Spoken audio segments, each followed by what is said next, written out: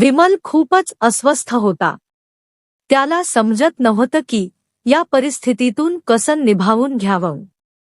तो त्याच्या आईला खूपच प्रेम करत होता, पण त्याची पत्नी आणि मूल त्याच्या आईपासून खूप दूर पळत होते. कारण त्याच्या आईचा एक डोळा नव्हता आणि तिची कंबर खूप झुकलेली होती. तरी ती तिचं सगळं काम स्वतः करायची.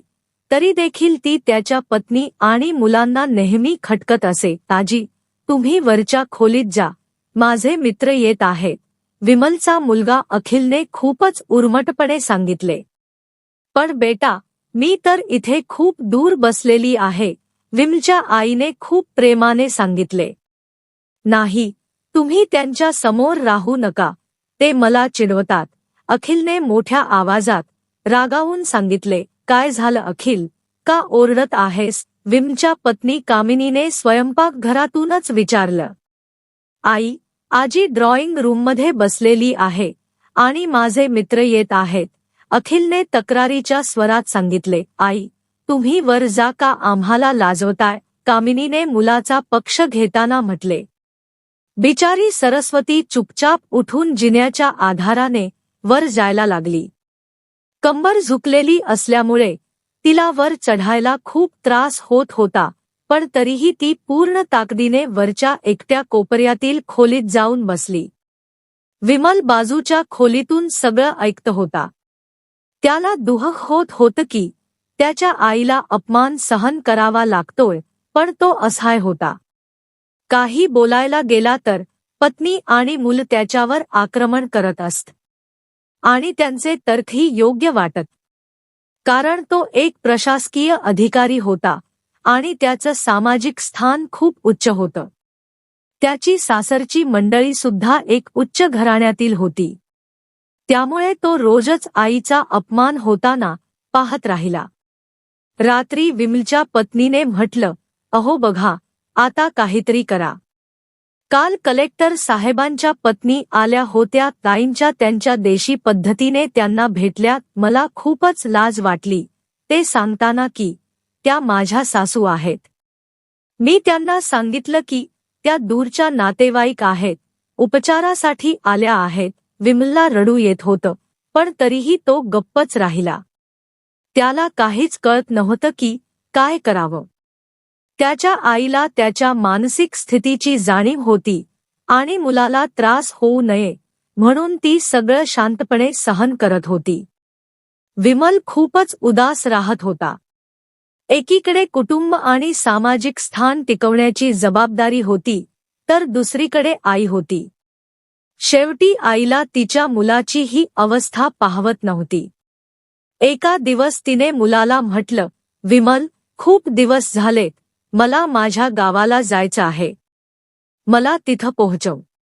इथे माझं मन लागत नाही." "पण आई, तिथं तर कुणीच नाही, तुझी देखभाल कोण करणार?" विमलने आश्चर्याने विचारलं.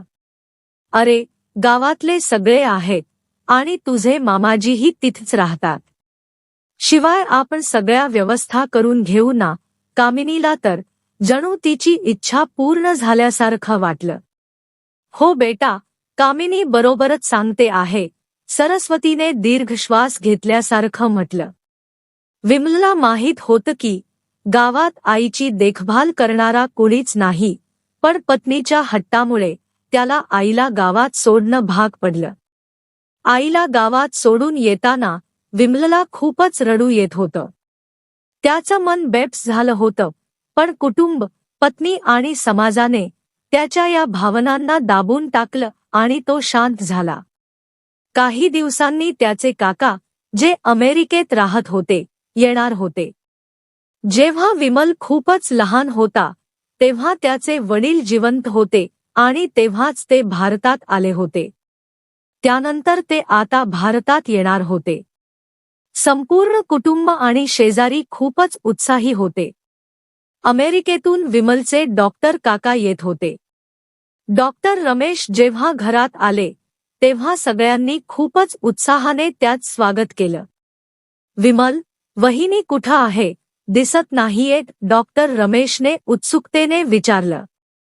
"काका, त्या गावात राहतात, त्याच इथं मन लागत नाही, कामिनीने सपाटपणे उत्तर दिलं.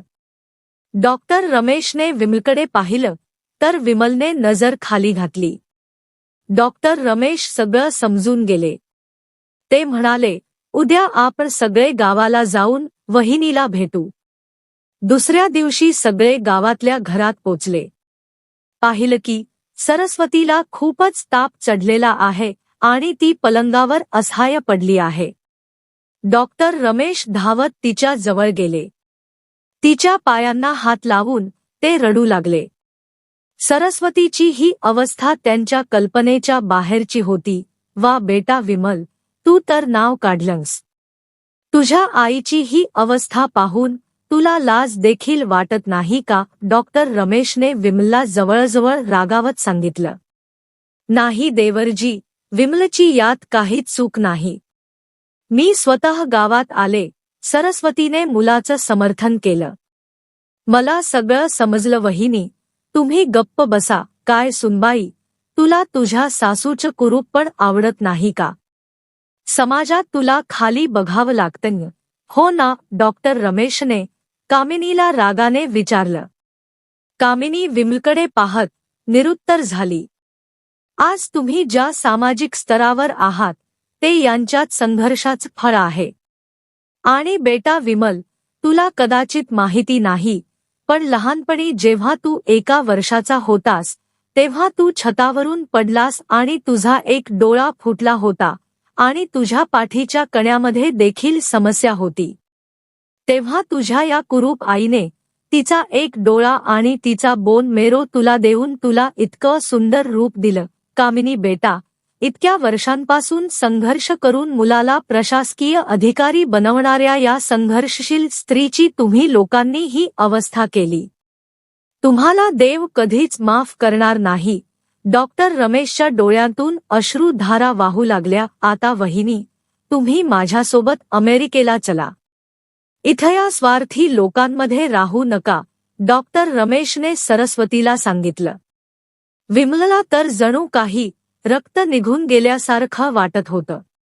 डॉक्टर रमेश, जे त्याचे काका होते, त्यांनी जे गुपित उघड केलं त्यानंतर विमलला वाटत होत की त्याच्या इतकं पापी व्यक्तिमत्व या जगात कुणाचंच नाही. तो धावत गेला आणि आईच्या पायांना बिलगला. आई, माझं पाप अक्षम्य आहे. मी जाणून बुजून शांत राहिलो. तुझा अपमान सहन करत राहिलो. आता या घरात फक्त तूच माझ्यासोबत राहशील आणि कुणीही नाही. विमलने रागाने पत्नी आणि मुलांकडे पाहिलं. कामिनीला देखील खूप पश्चाताप होत होता, पण तिची हिम्मत होत नव्हती की ती सरस्वतीला डोळे दाखवून बघू शकावी. सरस्वतीने कामिनीची मानसिक स्थिती समजून घेत तिला जवळ बोलावलं आणि विमलला रागावत म्हणाली, खबरदार, जो माझ्या सूनबाईला माझ्यापासून वेगळं करण्याचा प्रयत्न केलास तर तुलाच घराबाहेर काढून देईन. कामिनी आणि मुलांनी सरस्वतीच्या पायांवर पडून त्यांच्या वागणुकीची माफी मागितली आणि आईच्या हृदयाने सर्वांना माफ केलं. तर मित्रांनो, तुम्हाला जर आजची कहाणी आवडली असेल तर व्हिडिओला लाईक करा, शेअर करा आणि चॅनलला सबस्क्राईब करा. धन्यवाद.